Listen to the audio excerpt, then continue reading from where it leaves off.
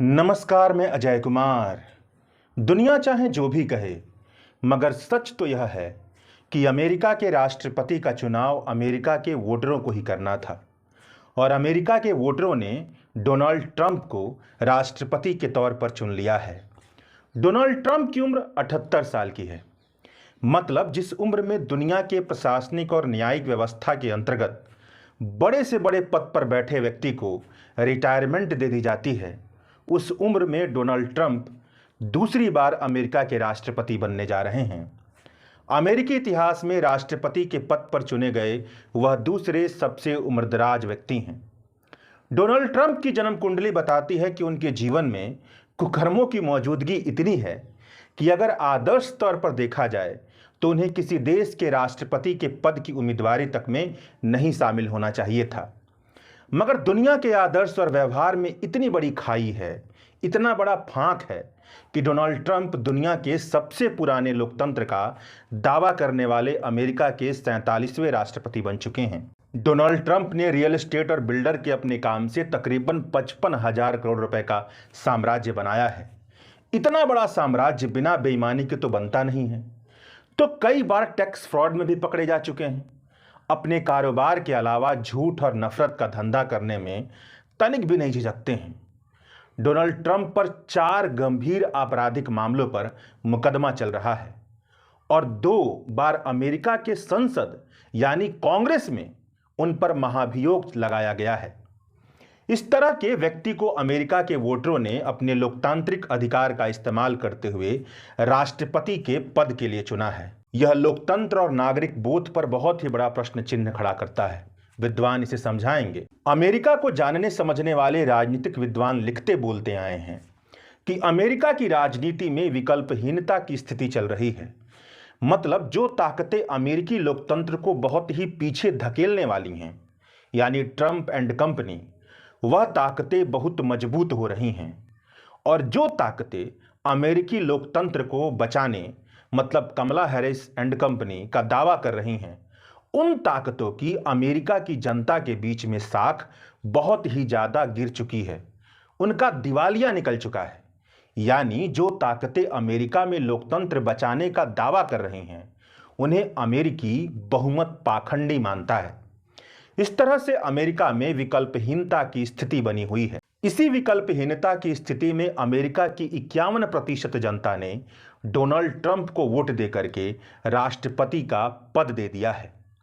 America का इतिहास बताता है कि अमेरिका नाम का देश ही इस बुनियाद पर बना है कि दुनिया के किसी भी हिस्से के प्रवासियों का स्वागत अमेरिका में है, भले ही वह किसी भी रंग और नस्ल के हों। अमेरिका के पुरखे जब अमेरिका को लेकर के स्वतंत्रता और समानता, लिबर्टी, फ्रीडम, इक्वालिटी की बात करते हैं, तो इसका मतलब यह भी बनता है कि अमेरिका में भले ही कोई दुनिया के किसी भी कोने और हिस्से से आया हो, वह सब आज़ाद और बराबर है। डोनाल्ड ट्रंप ने अपने चुनावी अभियान का मुद्दा ही अमेरिका के पुरखों के सपनों से बिल्कुल उल्टा बनाया। डोनाल्ड ट्रंप ने अपने चुनावी भाषणों में स्वतंत्रता, समानता, फ्रीडम, लिबर्टी, इक्वालिटी शब्द का इस तरह से इस्तेमाल किया जिसका मतलब यह निकलता है कि अमेरिका में आए प्रवासी अमेरिकी लोगों की नौकरियों को छीन रहे हैं। प्रवासियों ने अमेरिका को कब्जे में कर लिया है। डोनाल्ड ट्रंप ने साल 2016 से ही अमेरिकी समाज के भीतर इस नफरत भावना को बनाने के लिए जोरदार तरीके से काम किया कि लोगों के बीच यह धारणा पैदा हो जाए कि जो प्रवासी है वही उनका सबसे बड़ा दुश्मन है। प्रवासी अमेरिका के लोगों की नौकरियां छीन रहे हैं, कारोबार को छीन रहे हैं। अमेरिका के लोगों की आर्थिक तंगी का यही कारण है। यही आर्थिक तंगी अमेरिकी लोगों की आज़ादी छीन रही है। इसी नफरत भावना को फैला करके डोनाल्ड ट्रंप ने अपने लिए चुनावी गोलबंदी की है। डोनाल्ड ट्रंप ने चुनाव जीतने के बाद अपने समर्थकों से कहा कि अमेरिका एक कब्जे वाले देश में तब्दील हो गया है। हम हर उस शहर और कस्बे को बचाएंगे जिस पर अवैध प्रवासियों ने हमला कर कब्जा कर लिया है। यानी डोनाल्ड ट्रंप ने अमेरिका बनाम बाहरी वी बनाम दे मतलब हम बनाम वे की राजनीति की है, अदरिंग की राजनीति की है, पहचान के आधार पर नफरत की राजनीति की है। तो सवाल यह बनता है कि डोनाल्ड ट्रंप की अदरिंग की राजनीति सफल कैसे हो गई। शायद इसका सबसे ठोस जवाब अमेरिकी नेता बर्नी सैंडर्स के साल 2024 के राष्ट्रपति चुनाव के रिजल्ट के बाद जारी किए गए प्रेस स्टेटमेंट में मिलता है। बर्नी सैंडर्स ने अपने प्रेस स्टेटमेंट में लिखा कि डेमोक्रेटिक पार्टी ने अमेरिका के वर्किंग क्लास का साथ छोड़ दिया था और अमेरिका के वर्किंग क्लास ने डेमोक्रेटिक पार्टी का साथ छोड़ दिया। चुनावी नतीजों से ऐसा लगता है कि केवल व्हाइट वर्किंग क्लास ही नहीं बल्कि black working class, Latino class भी डेमोक्रेटिक पार्टी का साथ छोड़ चुका है। मौजूदा समय की अमेरिका का हाल यह है कि 60% अमेरिकी तनख्वाह दर तनख्वाह जीते हैं। मतलब अगर महीने की तनख्वाह न मिली तो उनकी हालत बहुत ही खराब हो जाएगी। मौजूदा वक्त में अमेरिका में इनकम और वेल्थ की जो असमानता है, इनइक्वालिटी है, वह पहले के मुकाबले बहुत ही ज़्यादा हो चुकी है। सरकारी आंकड़ों की बाजीगरी में महंगाई जिस तरह से आम आदमी की कमर तोड़ती है, इसका अंदाजा नहीं लगता है। जबकि हकीकत यह है कि जिस तरह से महंगाई बढ़ रही है अमेरिका में, उस हिसाब से ना वेतन बढ़ रहा है और ना ही मजदूरी बढ़ रही है। बहुत लंबे समय से अमेरिका के वर्किंग क्लास की स्थिति बहुत ज़्यादा बदतर रही है। इसको सुधारने की जिम्मेदारी डेमोक्रेटिक पार्टी की थी, कमला हैरिस की पार्टी की थी। डेमोक्रेटिक पार्टी को अपने कामकाज से इस तरह का भरोसा जगाना चाहिए था कि वह वर्किंग क्लास के बारे में भी सोचती है, मगर डेमोक्रेटिक पार्टी ने सारा जोर यथास्थितिवाद, स्टेटस को बनाए रखने में लगाया, जिसकी वजह से वर्किंग क्लास डेमोक्रेटिक पार्टी से अलग हो गया। उसको अपनी आर्थिक परेशानियों का इलाज डोनाल्ड ट्रंप के उन भाषणों में नजर आया जो साल 2016 से इस बुनियाद पर दिए जा रहे हैं कि अमेरिका की आर्थिक तंगी अमेरिका के लोगों की नौकरियों को बाहर के लोग आकर के छीन रहे हैं। मतलब डेमोक्रेटिक पार्टी की कामकाजी बेईमानियों ने ऐसा माहौल बनाया जहां पर रिपब्लिकन पार्टी के डोनाल्ड ट्रंप के चुनावी अभियान ने पहचान के आधार पर अपनी गोलबंदी करनी शुरू कर दी, और जिसका मुद्दा यही था कि आर्थिक तंगी इसीलिए हो रहा है क्योंकि बाहरी लोग आकर के नौकरियां छीन रहे हैं। डेमोक्रेटिक पार्टी ने अपने चुनाव अभियान में डोनाल्ड ट्रंप को अमेरिकी लोकतंत्र के लिए खतरे के तौर पर पेश किया, अमेरिकी लोकतंत्र को बचाने का नारा दिया। राजनीतिक विद्वान बताते हैं कि अमेरिकी लोगों ने इसे ऐसे देखा कि यह नारा झूठा है। डेमोक्रेटिक पार्टी अपने स्टेटस को बचाने के लिए नारा दे रही है, अपने कुनबे को, अपने पुराने एलीट क्लास को बचाने के लिए इस नारे का इस्तेमाल कर रही है। लोगों ने शायद यह समझ लिया है कि ट्रंप बेशक झूठे हैं, मगर उदारवादी सच्चाई के संस्थान भी सच्चे तो नहीं हैं। मीडिया, अकादमिक जगत, यहां तक कि साइंटिफिक कम्युनिटी, इन सभी जगह से सच नहीं बोला जाता है, बल्कि वैसे तर्क रखे जाते हैं जिससे डेमोक्रेटिक पार्टी के ओलिगार्क, जो मुट्ठी भर अमीर लोग हैं, उनको नुकसान ना पहुंचे। मतलब सोच कर देखिए कि अमेरिका जैसा देश इजराइल के साथ कदम से कदम मिला करके गजा पर नरसंहार कर रहा है। इस नरसंहार के खिलाफ अमेरिका की यूनिवर्सिटी से लेकर के अमेरिका की सड़कों पर अमेरिकी सरकार में बैठे डेमोक्रेटिक पार्टी के खिलाफ विरोध प्रदर्शन हुआ, मगर इन्होंने इन सारे विरोध प्रदर्शन को अनसुना कर दिया। इस तरह के समूह को लोकतंत्र बचाने वाला समूह कैसे कहा जा सकता है? कैसे कहा जा सकता है कि लोकतंत्र के हिमायती हैं?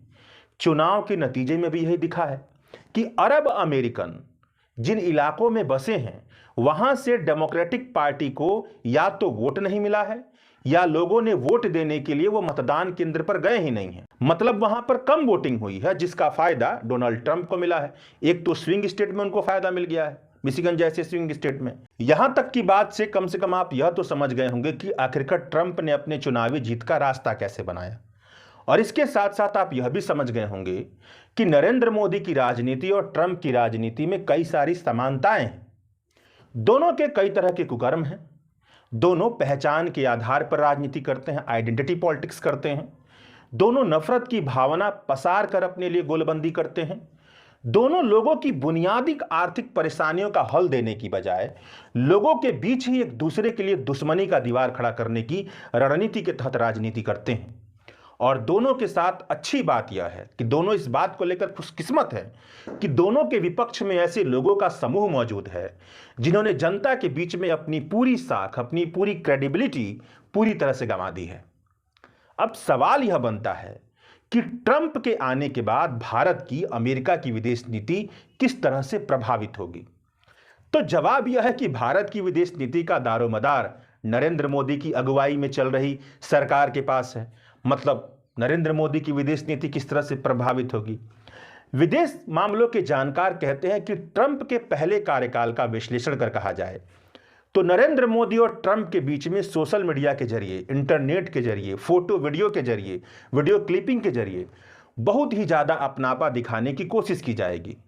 दोनों नेता एक दूसरे को बाहरी दुनिया के लिए इस तरह से पेश करेंगे ताकि नरेंद्र मोदी भारत की बहुत बड़ी आबादी के सामने यह पेश कर पाएं कि देखिए कि मोदी के कार्यकाल में अमेरिका जैसे देश में भारत का डंका ऐसे पीटा जा रहा है कि मोदी का भव्य स्वागत हो रहा है, भारत के प्रधानमंत्री का भव्य स्वागत हो रहा है।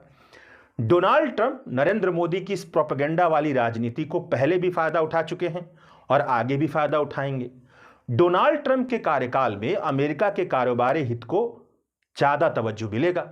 इसलिए संभव है कि United states of international religious freedom जैसी अमेरिका की प्रतिष्ठित संस्थाएं भारत की लोकतांत्रिक मान मर्यादाओं, अल्पसंख्यक अधिकारों, प्रेस फ्रीडम और मानव अधिकार पर पहले की तरह नकारात्मक टीका टिप्पणी ना कर पाएं, और करे भी तो ऐसा करें जिसमें नरेंद्र मोदी की तस्वीर चमकदार नजर आए, ताकि जो कारोबारी हित है उसके लिए नरेंद्र मोदी की सरकार नाराज ना हो, कारोबारी हित पहले की अपेक्षा और ज्यादा बढ़े।